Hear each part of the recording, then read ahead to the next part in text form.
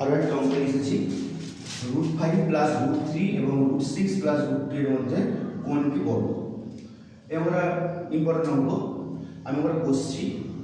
প্রথমে বলবো √5 প্লাস √3 এর বর্গ সমান √5 প্লাস √3 এর হোল স্কয়ার।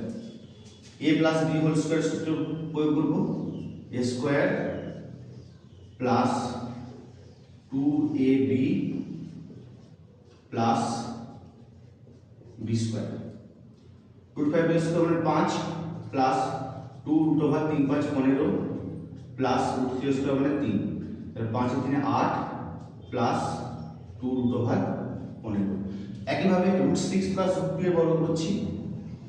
√6 প্লাস √2 এর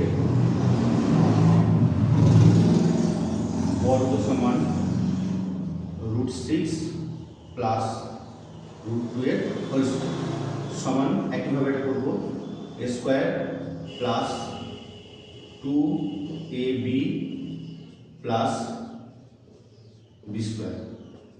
6 প্লাস 2√12 প্লাস 2, 6 দিয়ে 8 প্লাস 2√12।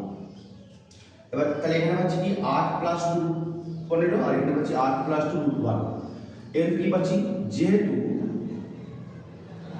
√15 গ্রেটার দেন √12, 15টা তো 12 থেকে বড় হচ্ছে, তাহলে অতএব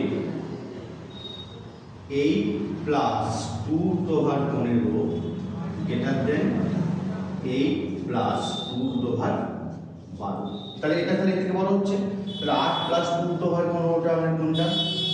এটা মানে হচ্ছে √5 প্লাস √3, তাহলে অতএব √5 প্লাস √3 গ্রেটার দেন √6 প্লাস √2।